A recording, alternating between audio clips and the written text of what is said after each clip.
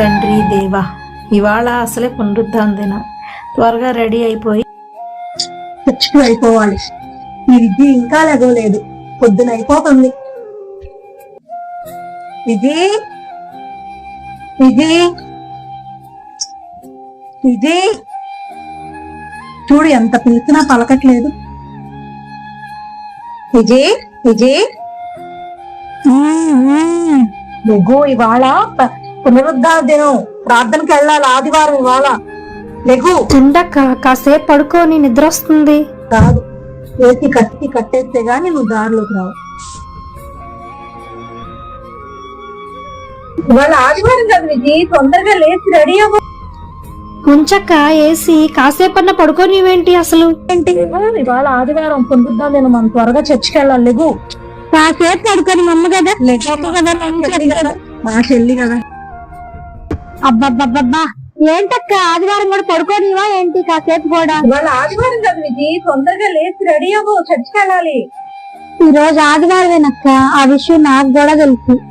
సోమవారం నుంచి శనివారం వరకు కష్టపడి పగలనక రాత్రనక వెళ్ళి శ్రమపడి ఈ రోజే నాకు దొరికింది అక్క టైం.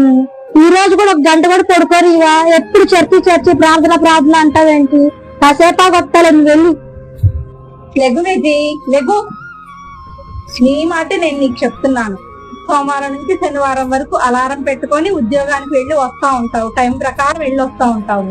మరి ఆరాధన అనగానే ఎందుకు ఇంత నిర్లక్ష్యం నీకు? పాటలు అయిపోయిన తర్వాత వెళ్దాము, వాక్యం చెప్పేటప్పుడు వెళ్దాం అంటావేంటి? దేవుడు పరిపూర్ణమైన ఆరాధన కోరుకుంటాడు. మొదటి ప్రార్థన నుంచి చివరి ప్రార్థన వరకు మనం ఉండాలి, అదే మనకు ఆశీర్వాదం. ఇది లెగు, లేచి రెడీ. అక్క, ఇవన్నీ చెప్పుకోవడానికి బాగుంటాయి అక్క, నీకేం తెలుసు మేము పడే కష్టం ఏంటో? నాకే తెలుసుగా బాధ. ఇప్పుడు నేను పడుకొని ఇస్తా లేదా? పాస్టర్ గారు పాటలు అయిపోయి వాక్యానికి వెళ్తాం కదా, అప్పుడు వస్తాలే పడుకొని. ఇది లెగు, లెగు, లేచి కూర్చో.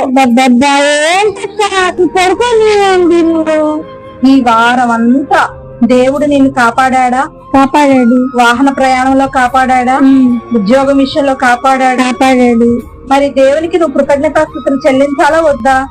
అసలు శనివారం విశ్రాంతి దినాన మనం శుద్ధీకరించుకోవాలి. సరే పోనీలే అని అలసిపోయి వచ్చావని వదిలేశాను. కనీసం ఆదివారం అన్నా తొందరగా లెగిసి దేవుణ్ణి ఆరాధిద్దాం అన్న ఆశ నీకు లేదా? ఆనాడు మగ్దలేని మరియా తెల్లవారుజామునే లేచి దేవుణ్ణి వెతికి ఆరాధించింది.